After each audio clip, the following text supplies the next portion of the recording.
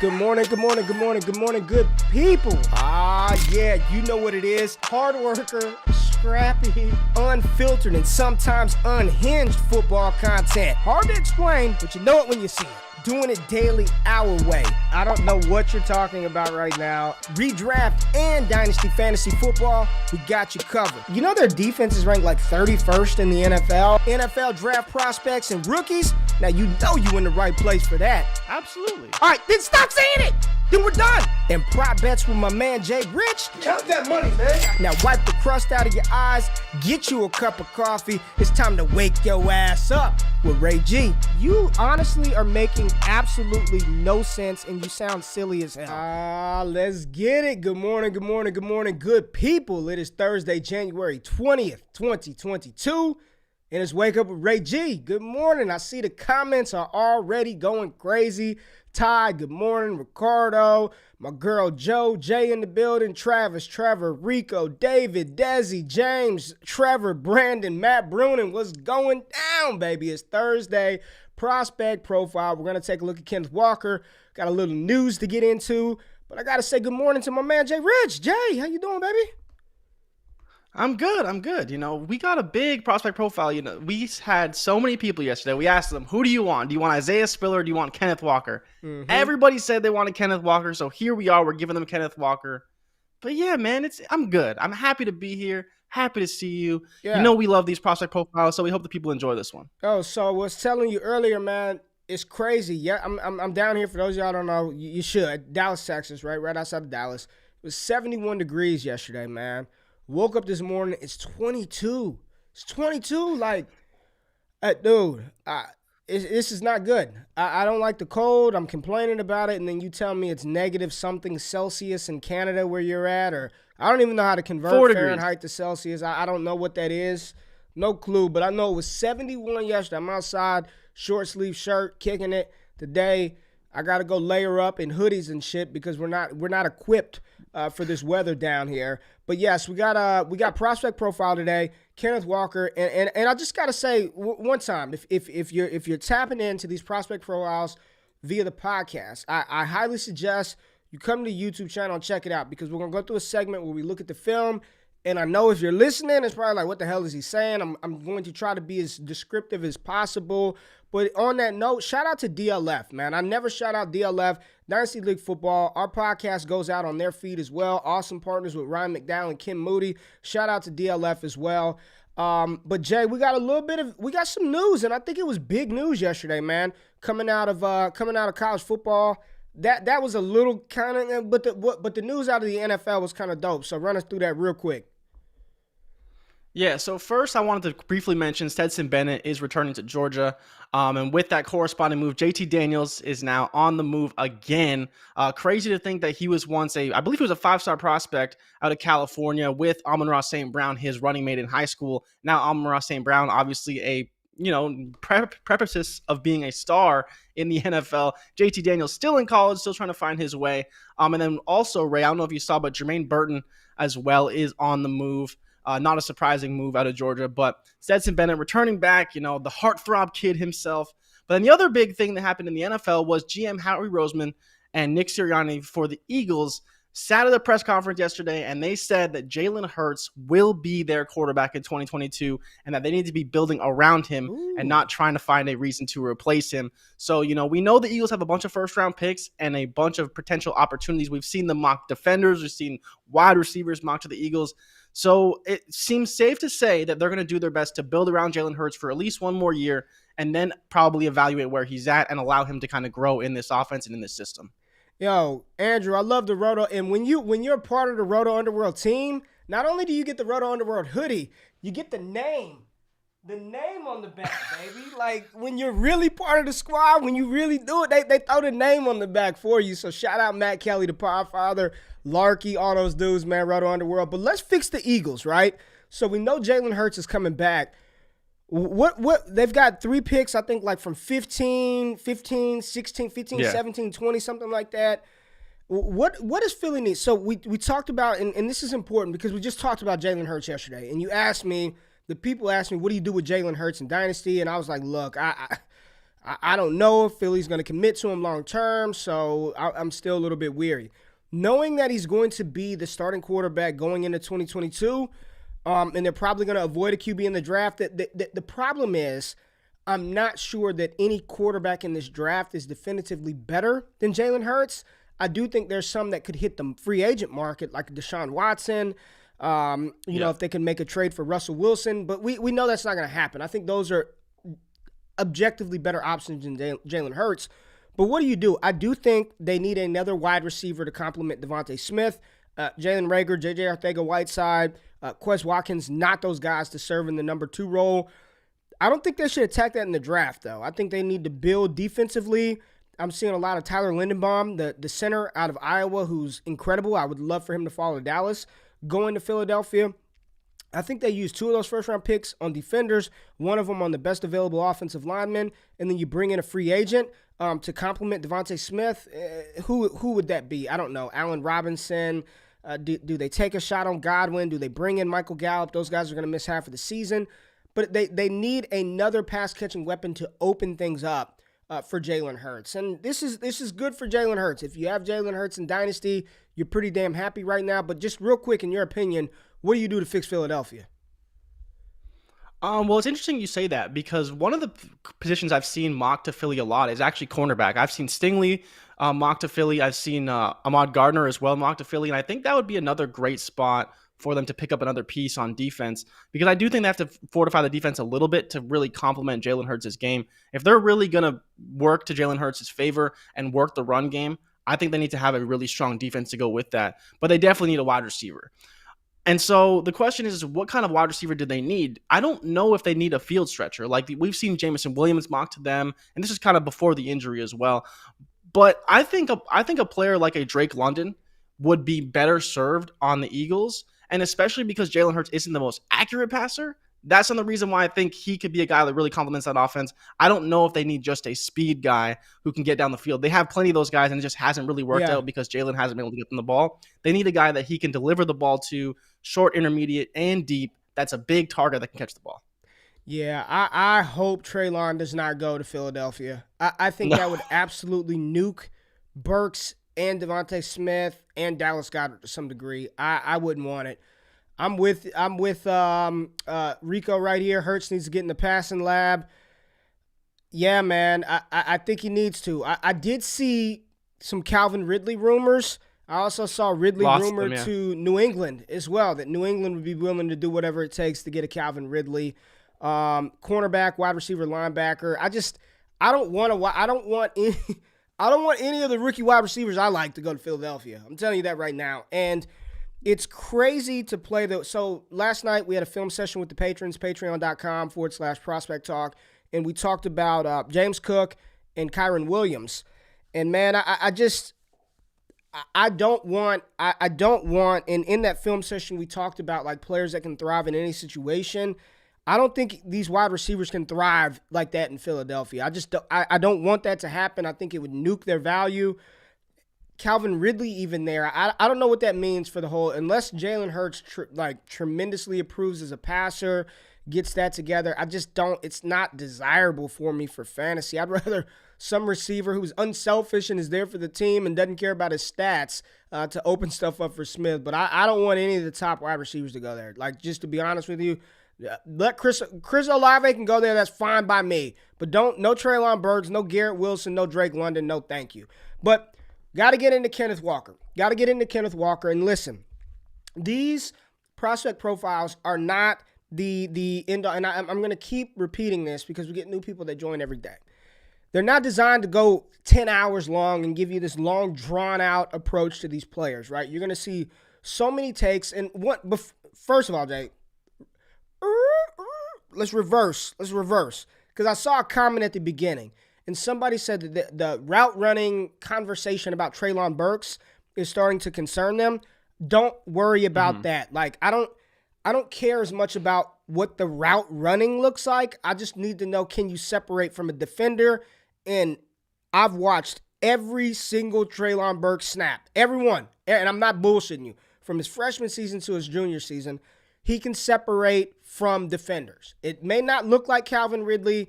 It may not look like Justin Jefferson, but he can separate from defensive backs with speed, with power, with size, with physicality. And he's not a bad route runner. He just didn't have to do it at Arkansas, right? Don't let that stuff, don't let little things like that sway you from the bigger overall picture. He's a 6'3", 225-pound freak of nature that's faster than everybody else on the field. He's got reliable hands. He's got power. I'm seeing a lot of, I've said Josh Gordon, A.J. Brown. I saw a linebacker-sized Deebo Samuel is what you have with Treylon Burks. So I just needed to get that out there real quick. All right, back to Kenneth Walker. So these are designed to give you quick-hitting analysis on these players, kind of take you from where they are to where they're at now. So there will be more data that comes out, more information that comes out. But Kenneth Walker had a crazy rise to stardom this year. I think for most people, they did not have Kenneth Walker high on their radar coming into the 2021 season. I don't recall very many people. The only person that I truly knew was talking about Kenneth Walker prior to this season and even prior to last season after his freshman year at Wake Forest was Jared Wackerly from the Dynasty Nerds. And I'm giving credit where credit is due. My man Jay Wack was like, yo, Ray, this Kenneth Walker dude, he's kind of nice. Like, I don't know what he's going to be, but he's kind of nice. If you go watch the tape at Wake Forest, he's kind of nice. And I'm just like, Kenneth Walker, whatever. This season at Michigan State, he went bonkers. Should have been a Heisman Trophy finalist, over 1,600 rushing yards, sub 300 carries. Just incredible season at Michigan State in his true junior season. But to understand the complete picture of who Kenneth Walker is, I think it's important to go back and look at what he did. And was last season just an outlier season, an aberration of just everything just hit right? Or was there something there when he was at Wake Forest and we just missed it, right? Because the production wasn't there. So when you bring it back and think about Kenneth Walker coming out of high school, he was not a highly touted recruit at all. So that's not a dooming thing. You know, there's a lot of players in the NFL right now who are Hall of Famers who were 2-star recruits, 3-star recruits. Look no further than Justin Jefferson, J.J. Watt, Antonio Brown. The list goes on of high school players who were overlooked in the process because they didn't go to these camps and they weren't highly ranked. So Kenneth Walker, 3-star recruit, the 143rd ranked running back in his recruiting class of 2019 out of Arlington, Tennessee. And Jay pulled up an interesting stat, right? He had more receptions and more receiving yards in high school than a running back that we perceived to be a really good pass catcher in college, Breece Hall. So just remember that because we'll get to some stuff that's a little concerning later. But coming out of high school, he had more receptions and receiving yards in high school than Breece Hall. So we know he's got the capability. He's got the ability to catch the ball out of the backfield, even though we did not really see that come to fruition during his collegiate career. So one box already not checked, not a highly touted recruit, wasn't sought after, didn't have a ton of big-time Power 5 offers. Kenneth Walker, just kind of your run-of-the-mill 3-star running back. So he goes to Wake Forest, and in his freshman season, totes the rock 98 times in 13 games, 579 yards and 5 touchdowns, and 3 receptions for 17 yards. So after his freshman season, it's like, it's not a great freshman season, but not pathetic, right? Like, didn't do anything. And in that freshman season, he shared the backfield with a guy named Cade Carney. He didn't do much either, right? He led the team in rushing, 620 yards. So when you look at it in context, I mean, he almost led the team in rushing. And let me tell you, Wake Forest in 2019 and 2020, not good. Almost led the team in rushing as a true freshman, as a lower-ranked recruit. Now, I want you to remember the name Christian Beal because in his freshman season, running back Christian Beal had 71 carries for 304 yards. So clearly, third in that pecking order amongst running backs. Now, you go to his sophomore season at Wake Forest, Christian Beal, who was third in the team in rushing attempts and yards and touchdowns, leaps to number 1. He leads the team in carries, 142. Kenneth Walker sees just a slight uptick in rush attempts from 98 to 119, and he was, again, 579 yards. Back-to-back, 500. Just crazy, right? Back-to-back, the same exact rushing yards for Kenneth Walker. But Christian Beal, who was third in the pecking order of running backs, leads the team in rush attempts, leads the team in rushing yards with 732. Kenneth Walker did have 13 touchdowns that season, but he only had, again, 3 receptions. So back-to-back seasons of 3 receptions. The third-string running back his freshman year leapfrogs him and moves to RB1. Kenneth Walker stays in that RB2 role. And then he says, the hell with this. I'm out. I'm out of here. I'm going to Michigan State. I'm going to play for Mel Tucker. So right off the bat, I'm asking myself, was it Kenneth Walker? Was it the coaching staff? Was it the system? But why was it his second season he could not usurp the third-string running back and propel himself to be the starting running back for a bad Wake Forest team? It didn't happen. He hit the transfer portal, and thank goodness they are able to play immediately because we got to see Kenneth Walker go to Michigan State, and we all know what he did last year, right? 264 rush attempts, so almost doubles his season total in rush attempts. 1,646 yards, 18 touchdowns, and then he catches 10 more balls. So again, the reception total still not really there for Kenneth Walker. I don't know why, and I try not to overreact too much on receptions. Maybe it was the coaching scheme, but you're talking about this kid, this 3-star recruit, right? High school, 3,400 yards, over 1,000 receiving yards, 41 rushing TDs, 16 receiving touchdowns. This is the kid that didn't do much early in his career, goes to Michigan State and balls out. And when we say balls out, I don't mean I'm not just saying that like just a little bit, right? I mean, look at his dominator rating, 39%.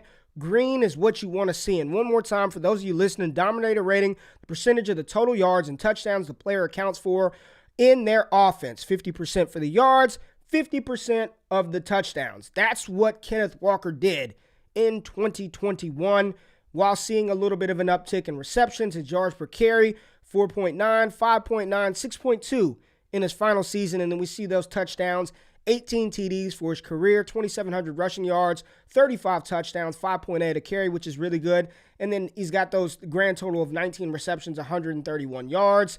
That's where he's at for his career. He's listed at 5'10", 210 pounds. Coming out of high school, he was 5'9", right at about 200 pounds. I think he's going to measure in right around at 5'9". You know, we'll see what the weight is for Kenneth Walker. Now, Mel Tucker, Jay, you got some good notes in here about Mel Tucker and what he did for one Philip Lindsay when he was the coach at Colorado. So, Michigan State, zone blocking scheme. We talked about that. I don't think we need me to do the demonstration for what zone running schemes look like. Offensive line, block a zone, up to the running back to use their eyes, trust their feet, find the hole, hit it, and go. 67% of the time. So zone blocking scheme, we talked about some of those teams that ran that a lot in the NFL, the Bears, the Seahawks. Who else am I missing, Jay? Bears, Seahawks. Dolphins, Falcons, all those teams. And Dolphins may switch with the new head coach, but we know the Falcons zone blocking scheme. So just off of scheme fit alone, Kenneth Walker could be a really good fit for the Atlanta Falcons.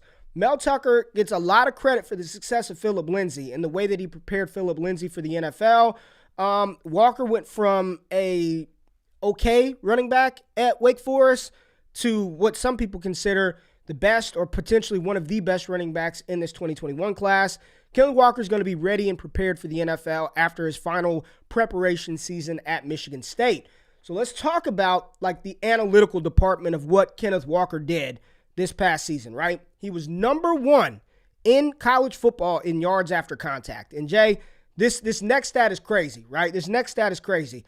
Just his yards after contact alone would have ranked 19th in college football in rushing. If you just take, after he gets hit, the yards he accumulates after he gets contacted, he would have been top 20 in college football in rush yards, which it's insane. It's almost like Derrick Henry level where he's still like top 3 in the NFL after he missed 8 games of football, right? It's insane.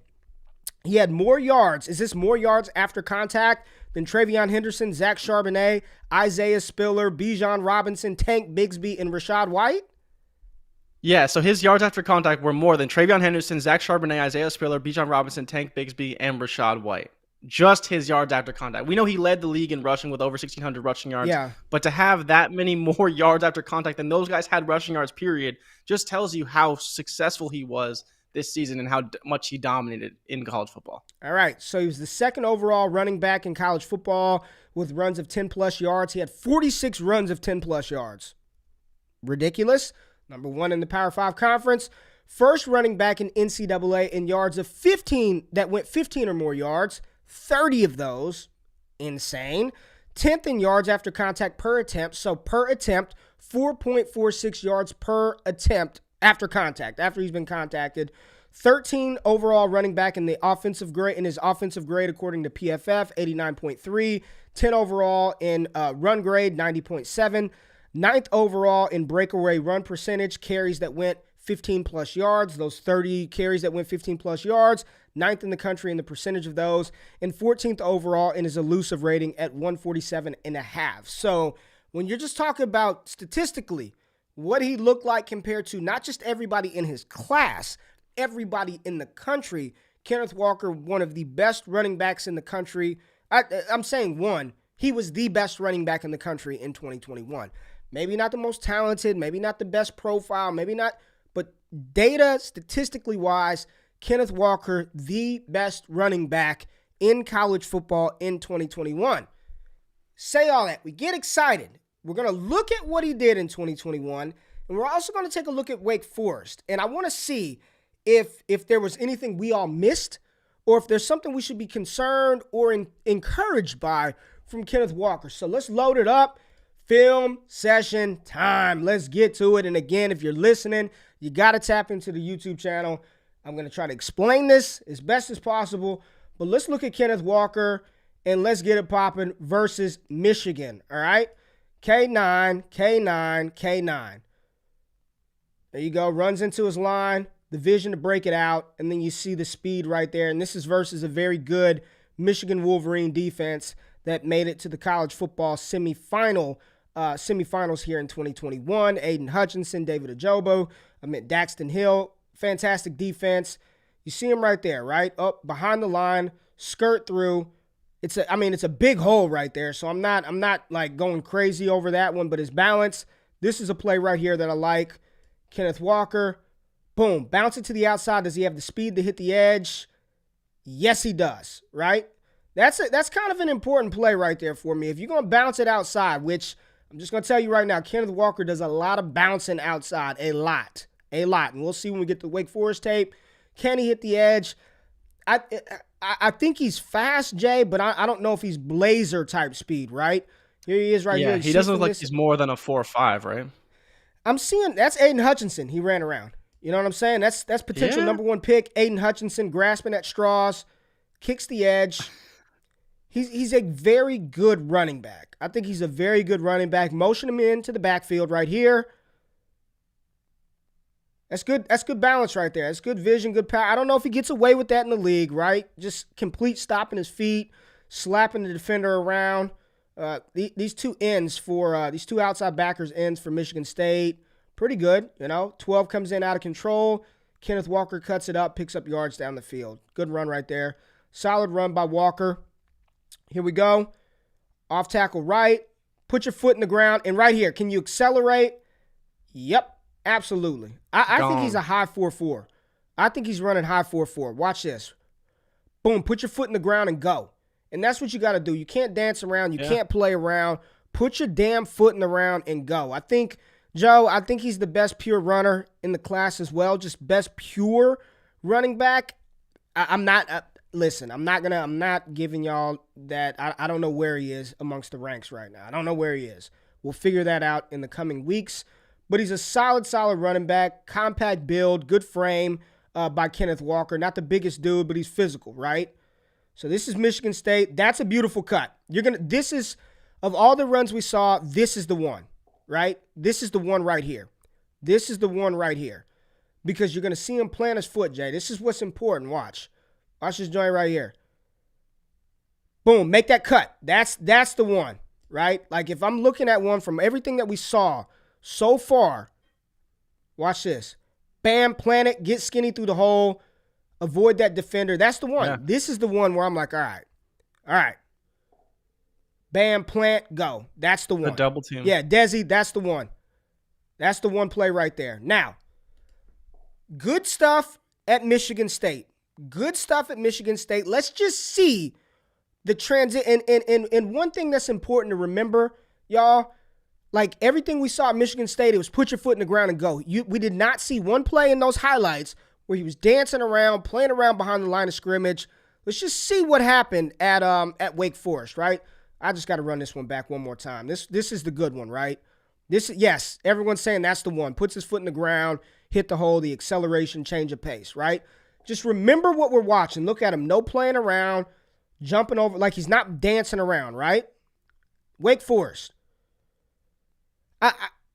As I'm watching him, right, and that's great speed right there. I mean, he's pulling away for 70 yards, so I can't knock him at Wake. I can't knock this run. But you see, and maybe it was the offensive coaching system, man, but like he did this thing where he just kind of stands around the backfield like Lev Bell, like just kind of stands there, picks his spot. But look, contact balance, and then the speed to go through, right? Speed to go through. I like that. I like what he did in the run. I don't like the beginning of the run, right? Here we go. Versus North Carolina State at Wake. Bounces it outside. He tends to bounce it outside quite a bit. I just don't understand what they taught these running backs here, because here he goes. He's just kind of patient. Lets the defense come inside. Breaks it outside. Just a different type of run scheme that he was asked to do at Wake Forest, and you see it all over his tape. Watch. Like, yes, he scores here, right? Maybe it's coaching, right? Maybe it's coaching, because he did none of this. None of the shit that we're seeing right here, he didn't do any of this at Michigan State. Look. And again, he's picking his spots. But this it's just so odd to watch, though. It has to be schemed. It's like, it just weird has to be. watch, man. Like, the linemen are pulling. It's weird to watch. I'm going to assume he was taught this. Like, I don't think this is. Yes, and somebody said if you watch Wake's running backs this year, they have a very delayed running style. They just kind of like let your linemen set up. But I like the vision. I like his forward lean. Like, I like that. And Stone says it shows he can absorb good coaching.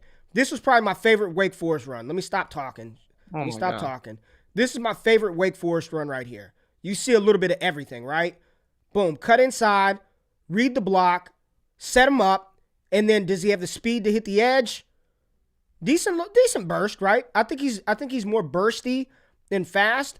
But this was by far my favorite run. I think he put a lot of stuff on wax in this one run right here. Watch this. Follow your block. Set it up. Set him up. That's nasty. Right here. Follow your guard. 53. Set him up. Set the defense up.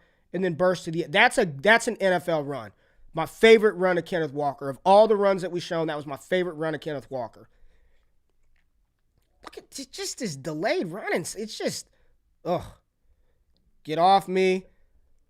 I'm stiff-arming you in the face. I mean, just look at this is physicality. You can't teach this, man. I hate that. But I love this, right?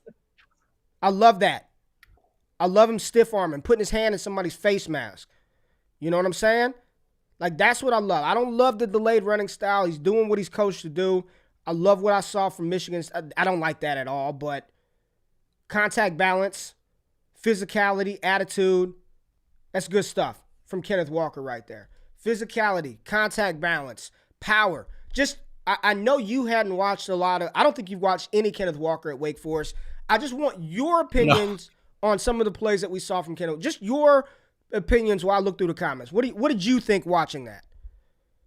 So for me, the biggest thing that showed up on the tape was that you see the contact balance. And more importantly, with these weird delayed runs, he showed a lot of vision, because it takes so much time to really develop these types of plays that's where you have to give him a lot of credit, because you see that at Michigan State because he makes decisions much quicker.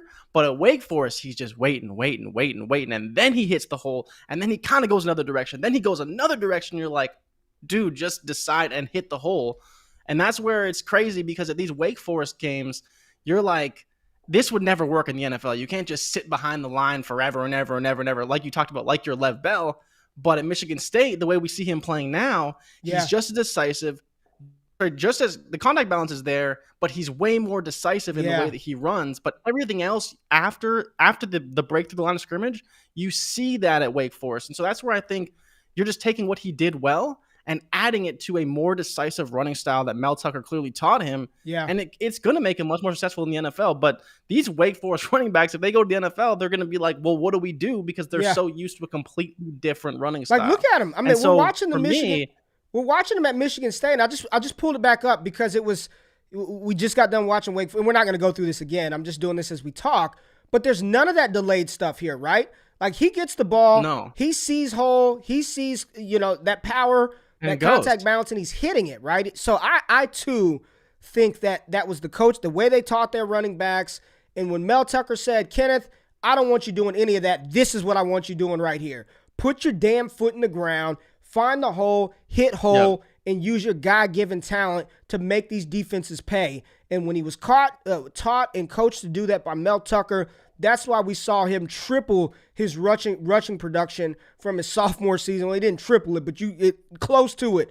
570 to 1650. I mean, damn near triples his rushing production in one season because of coaching, man. Because of coaching, I'm seeing J.K. Dobbins Jr. There goes that run that we love right there. No kind of delayed style, no playing around, puts his foot in the ground and goes. If this is the Kenneth Walker that we're getting at the NFL level, if this is the dude that we get on an NFL team, I saw Dane Brugler in his most recent 2.0 mock him to the Houston Texans, top of the second round, is RB1 off of the board. If that's the dude we're going to get, that's a fantasy monster. And I know a lot of people are talking about his pass catching.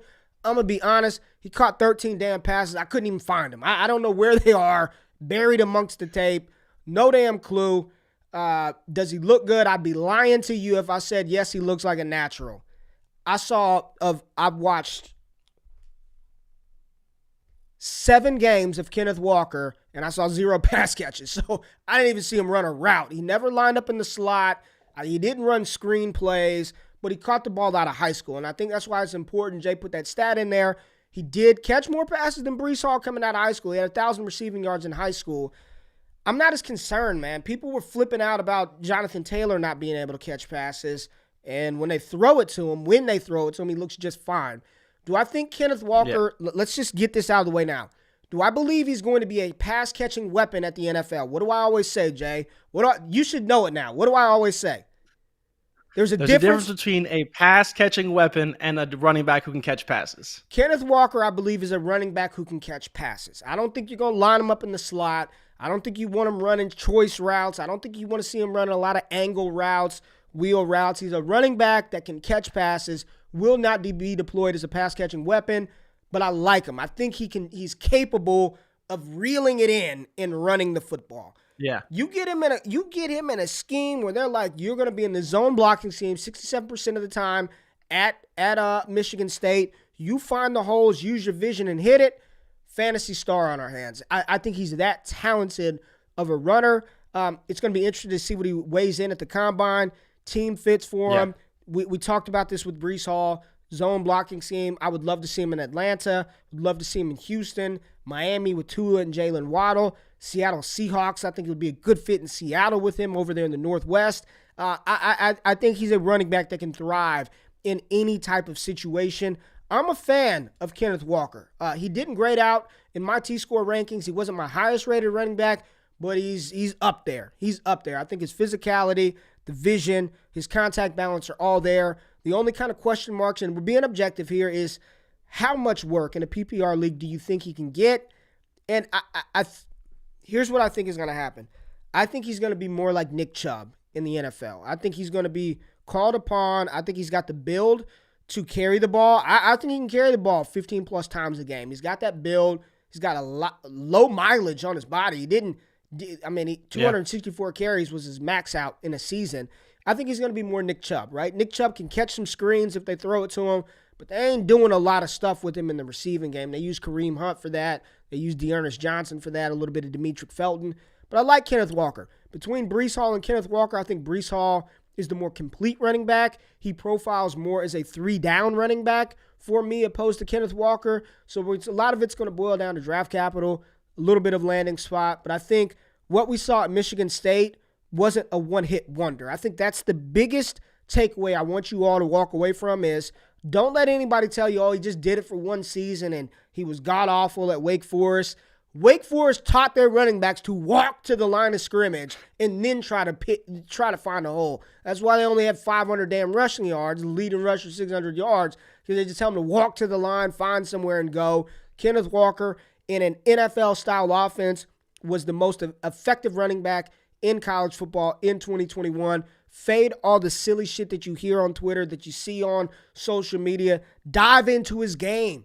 Go back and look at what he did, and that's what we do. That's what I do with my patrons, my people. We dive into the game and show you stuff that's not going to be on the highlight tapes on YouTube. So when you get all the information, you could go back and make a better informed decision to position your dynasty team for short and long-term success. Kenneth Walker, prospect profile, dope running back. I like him, Jay.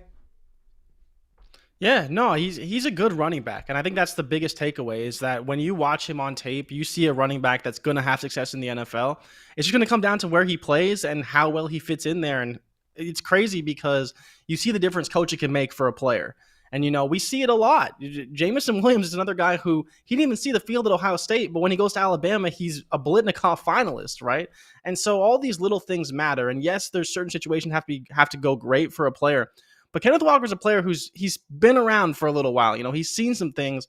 And I do think that Mel Tucker kind of teaching him how to play running back the right way is going to ultimately propel his career in ways that maybe no one ever believed imaginable, because it's crazy. When I heard, I was talking to one of my buddies, Jordan Vanek, who's like really big college football guy. And when he told me, we were talking about Michigan State and how Walker went off when he had the 300-yard game week 1. He didn't know that Mel Tucker went to Michigan State. And he was telling me if he did, he would have put a lot of money on Walker to lead the league in rushing, because that's how much he believes in Mel Tucker and how much Mel Tucker has done for other running backs in the past. And so I forget, there was a running back who transferred to Michigan State this year, but I would honestly look to these guys because what Mel's doing with some of these running backs. Jalen Berger, right? Yeah. And let me clarify this. Pay attention attention to what Mel Tucker does with running backs. Let me clarify this. I am not comping. I am not play style. I am not comping Kenneth Walker to Nick Chubb. That is not what I'm doing. I'm talking about play style and utilization. I don't have a comp for Kenneth Walker. I saw Ahmad Bradshaw. That was a cool one. Like, I thought Ahmad Bradshaw was a good one. I am not. I just want to repeat this for everybody listening and watching. Comping him to J.K. Dobbins. I'm not comping him to Nick Chubb. I have no comparison for Kenneth Walker at this point in time. Anybody that's rocked with me for over a year, I don't do that often. Like, I don't. These dudes are their own guys, man. When I'm talking about players, I'm talking about utilization, how they're used. I think he's going to be used like a Nick Chubb. That type of running style, physical, downhill, no-nonsense runner that's got the speed to pull away from defenders, that can catch passes but not utilizing a pass-catching role. That's all I'm saying. There ain't no Nick Chubb light. Ain't no none of that. I'm not comparing him to Nick Chubb and J.K. Dobbins. I just need to get that clear for everybody out there right now. That is not what I'm saying. I'm just talking play style and utilization. I have no comparison for Kenneth Walker at this point in time. Hopefully, as we get closer to the draft, I have one, but I'm not the dude to just throw out shit as soon as I watch 2 games and, that's Chris Johnson, or if I comp a player to somebody, I truly believe, like, this is who I think this guy is. I'm just talking play style and utilization. Sorry, I just had to be clear. But I think I do think that you're right, though. Like, he's not going to see a whole bunch of volume. But I was interested because even if in high school he's catching swing passes and small little short dump offs, like, that still matters. You don't just catch 64 passes by accident in high school. And so to see that he caught more than Breece Hall is kind of like, even if they're short dump off, like, you can catch those in the NFL. And so we'll see what happens. But I think he's more than capable as a running back. And I'm interested to see kind of how he looks at the combine. Yeah. Because that will kind of tell us as to how good of a pass catcher he really is. Yeah, I think I'm going to be everywhere. Be at the Senior Bowl. I think I'll be at the combine too, Jay. I know you didn't even know that. I think I'm going to the combine this year. So get a chance to see these guys. I know, man. I know. But that's what we do, man. So I appreciate y'all tapping in. Good. I hope y'all enjoyed this one. Oh, gosh. AJ's like, oh, so you're saying Walker's Nick Chubb. Got it. Get the hell out of here, AJ. How do you boot this guy out of the stream? I appreciate all of y'all tapping in this week. Go back, once the combine rolls around and you get more data from this is what I encourage my patrons to do. And I think I saw one of the patrons actually say they couldn't find. We did a film session on Kyron Williams and James Cook last night. Look in the live stream channel. It's in the live stream channel, but I'll get them on Patreon this weekend. I'll make sure all of them are loaded with thumbnails on Patreon. We've done Tyler Algier, James Cook, Kyron Williams, Hassan Haskins, Rashad White so far. We're going to go through all these guys in depth. But what I encourage all of my patrons to do is when you watch something like this, whether it's mine, somebody else's, and you see these little things and you pick up on, oh, he does have that one cut ability, go back and look at some of the stuff on YouTube. Do your own due diligence. Find out some things that you see on your own. And a lot of people like to knock highlight scouting. I think highlights serve a purpose, man. You go to YouTube and you pull up Kenneth Walker's highlights, just think of that as like his ceiling, right? The highlights that you're seeing on YouTube are the ceiling. When you dive into the actual game film and you see the 2-yard runs, the 3-yard runs, the negative 2-yard runs, but he broke 8 tackles to not get a loss of 5, that's more like that. That's the real football stuff, right? That's what more of what you're going to see on a consistent basis, those 2, 6, 4, 5-yard runs. So I encourage everybody, after stuff like this, just go back and look at it for yourself and see some things that you start to notice a little bit different. Like, damn, he does really have really good contact balance. Or, oh, Joe, you want to see some of the pass catches? Oh, I did see him house a screenplay, that Ray said he didn't see. Like, go back, do your own due diligence. But I look forward to doing these every single week with y'all. We'll do one, twice a week. It might come to a point where we do 3. That's all we're doing all week, just prospect profiles, depending on the time. But I appreciate y'all tapping in the channel, showing love to what we're doing over here. If you want to support the show, patreon.com/prospect talk. Subscribe to the newsletter. Jay's got it in the description of the video. Thumbs up, like, tell your friends. Y'all have a great, fantastic weekend. Enjoy football and wake y'all ass up on Monday morning to hang out with me and Jay Rich. We out of this thing. Peace.